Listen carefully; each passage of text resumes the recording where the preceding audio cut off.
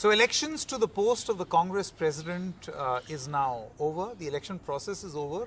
The voting is over and the counting is going to take place in a few days from now. But apart from being the former finance minister, there is another achievement that we would like to talk about here as we introduce Mr. P. Chidambaram. You were the first voter today. I believe so. I was there at 9:45, and when the voting opened at 10 o'clock, the election authority said you can vote. We were three of us there, so I voted first. What does this mean, this whole process mean, Mr. Chidambaram? See, this process, according to me, means that we are opening up the party to new people. I'm not so concerned about the voting for the Congress president, but eventually I think this will percolate down to voting for the working committee, voting for the PCC president, and voting for the DCC president and the bloc president. I think if this percolates down to voting at the lowest unit, namely the bloc Congress committee, that will open up the party to a large number of new people to join the party. Now, there is one criticism that often comes the way of the Congress party, and that is you carry out whatever exercise of inner party democracy, elections. Ultimately, the decision is going to rest at the doorstep of 10 Janpath or the Gandhi family. No, this is a stock criticism. The Gandhis have made it clear that they have no official candidate and anybody can contest. Let's assume that this first election, the Gandhis will still have a great degree of influence in the running of the party at the national level. But when it percolates down, are you suggesting that the Gandhis or whoever of the Gandhi family will have an influence over the bloc committee decision or the district committee decision? So I'm looking at it from a longer term. This is the beginning, and I hope that the new Congress president will ensure that all future committees are constituted through elections. Mr. Chidambaram, how does this process help, say, a party as old as the Congress party? Because we see that no other party has held elections for the post of the president. Even the Congress party is holding it after 22 years, more than 2 decades. No other party will, because the way of functioning political parties in this country is to forge consensus. We've had, according to some report, 6 elections in the last several decades. I think the most famous one was between Pattabhi Sitaramaiah and Subhash Chandra Bose. Now, therefore, it has captured the imagination of the media, of the people, that the Congress party is holding an election. But no other party can utter a word of criticism against the Congress party because no other party holds an election. Therefore, we have made a beginning. I'm not saying this is perfect. Nobody says this is perfect. But this is a good beginning, and this will percolate, I hope. Now, Mr. Chidambaram, in the case of these two candidates, both very able, they both congratulated one another also this morning. But again, there is an allegation that one person is a more of a Sarkari candidate with the backing of the top leadership, and the other is doing his own thing to be a contender. See, we are not in Sarkar, so why do you call us? No, Sarkari in the sense with the backing and the blessing of the that leadership. That is imputed. That is suggested. I won't comment on that. But clearly, the overwhelming majority of the top leaders of the party at the national level and the state level did support Mr. Kharge. I think Mr. Tharoor is aware of that. Yet, I congratulate him for not withdrawing his candidature and contesting and seeing it through until the last vote. Now, Mr. Chidambaram, you see, let's say, for instance, one of these people, I don't know the result, but come counting day, one person is elected the new Congress president. Do you think that the people in the party and all those who seek a decision would treat the decision of the Congress president as final? Or will they again look at the Gandhis to be, that sort of a supreme court in their life? That some decision can be taken by someone, but the supreme leader's decision will be final. See, this is again assuming that there are only major cataclysmic decisions to be taken. There are a number of routine decisions that have to be taken. For example, people have completed 3 years or 5 years in a post. A decision has to be taken whether the block committee president or the district committee president will be replaced. I have pending requests. There are disciplinary actions which are pending against people who voted or worked against the official candidate in the last parliament election and the last assembly election. Those decisions are held up today because there is no one sitting in the office and looking at it in an administrative sense. So I think whoever wins, I know who will win, but be that as it may. Whoever wins, I hope that 90-95% of the administrative, managerial decisions will all be taken in time under the authority of the Congress President. Yes, of course, the major decisions would have to involve other leaders, the Congress Working Committee, if there is a parliamentary board, the Congress Parliamentary Board, and in which the Gandhis will surely be represented. How can you imagine that the Gandhis post today will vanish from the Congress Working Committee or the Parliamentary Board if one is constituted? The Gandhis will be there, and I think that is the right thing to do. The Gandhis will have a view, and I think the new Congress President must take into account their views. But Mr. Chidambaram, see, one thing is for them to have a view, and the other is to be to exert that view and be exacting about it. This is a suspicion. This is a suspicion. You are suspecting the word of the Gandhis. I don't. I accept it at face value. They said, whoever is the Congress President, we are willing to work with him. And you are pretty sure it's not going to be the other way around, that whoever is the Congress President will have to work with the Gandhis. He has to work with the Gandhis. He has to work with the state leaders. See, for example, let me tell you. Let me give you an example. Suppose he's taking a decision on Karnataka. Can he ignore the views of Siddaramaiah ji and D.K. Shivakumar ji? He can't.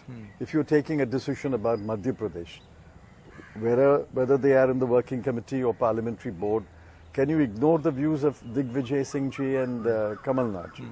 So I think you have to treat the matter as a major change that has happened after, as you said, 22 years. But it's a welcome change, and I'm sure the new Congress President will learn to work with everybody, and everybody else will learn to work with him. How many times have you voted in this internal democratic process? You see, I voted when Indira Gandhi was challenged way back. But in the next two elections, you remember, Mr. Moopanar had formed his own TMC. Correct. So between 1996... Tamil Manila Congress. Manila Congress. Between 1996 and I think 2001 or 2, there were two elections. So I didn't vote there, but although we called ourselves Tamil Manila Congress, nobody considered ourselves as a rebel outfit. We were rebelling only against Mr. Narasimha Rao. So I was watching it closely. But I have voted in the election which Indira Gandhi contested, and somebody contested against her. Mr. Chidambaram, what will be the biggest challenge for the new Congress President? Oh, there are many, many challenges. See, you'll have to get your organization fighting fit, battle ready. The battle is around the corner in Gujarat, then Himachal. They are only 2-3 months away. And then you will have Karnataka, which is a major state. So I think there are other states going into elections next year. But more than anything else, getting the party battle ready is one thing, but getting all the units ready. See, I have openly said in the working committee, elsewhere, I've said, unless we have booth committees, and there are something like, we'll have to have 545 into 1680 or so. We'll have something like 8-9 lakh booths. We'll have to have a booth committee. And then the block committee, the district committee, and the Pradesh Congress committee. And they must be held accountable. You see, it's not enough to appoint somebody. The power of appointment carries with it the power of removal. Therefore, you must exercise not only the power of appointment, you must also exercise the power of removing somebody who has not performed. But Mr. Chidambaram, the Congress party, does not have very many months left to carry out a mammoth exercise like this. No, it's so possible. Do you feel it's this process should have happened earlier? Agree. Everything should have happened yesterday, day before. But we are today. So we can't look back now. We'll have to see what can be done tomorrow, day after, etc. So what you're proposing can be done, you feel, in the next 18, it certainly can be done in 15 months. See, it's a parallel exercise. It's not sequential. You don't do one state and go to another state. You do it parallelly. There are knit organizations in some states. Kerala, for example, Karnataka, to some extent in Gujarat and Maharashtra, there are functioning bodies. In Madhya Pradesh also, I believe there is a reasonably effective body. Himachal, there is a reasonably effective body. But there are some states we have a virtual blank. Odisha, West Bengal, Bihar, virtual blank. Even Tamil Nadu. Tamil Nadu, South Tamil Nadu is okay. It's the central and North Tamil Nadu which is very weak. Therefore, we have to get cracking. It can be done. There are people who are willing to work, willing to devote their time, and you appoint teams, and then the Congress president must monitor those teams and delegate power to the teams and authorize them to go around. And I think it can be done in 6 months. You think Mr. Kharge can do this at the age of 80? He should. If he has offered to come forward and become the Congress president, he should do it. And there's no reason to believe that he will not do it. He said, I am an organization man and I've worked with the organization. So he should do it. When he consults us, those of us who are consulted, will certainly put our points of view. I will say, if I have an opportunity, I will certainly say this is the first task. Get your party units ready and deploy teams. Deploy teams and let the teams camp in the states for 3 to 6 months and get it done. So you feel the political fight against the BJP is secondary, fixing the organization is primary? The political fight is going on. The Bharat Jodo Yatra is a political fight. Press conferences are political fight. The Mengai rally was a political fight. The political fights will go on. In Parliament, they will have a political fight. The political fight, the temperature of the political fight can be raised very quickly by more rallies, more press conferences, etc. But the basic, the nuts and bolts of the organization must be fixed. Without that, this political fight will take us forward. It will not take us to the polling station. Okay, and speaking of political fight, my final question, you must have heard the comment of the finance minister where she says that it's not the rupee falling, actually it's the dollar strengthening. Yeah. As a former finance minister, what do you make of this statement? Yeah, if she contests an election and if, God forbid, if she loses, I expect her to say, I did not lose, my opponent won. What kind of a statement is this? And therefore, I think it's best to leave it there. It was a thoughtless statement. Somebody may have told her it's a clever statement. It's hardly anything but clever. Because when we have spoken to the government, they say that you compare the strengthening of the dollar against other currencies, India has not fallen as much. You don't.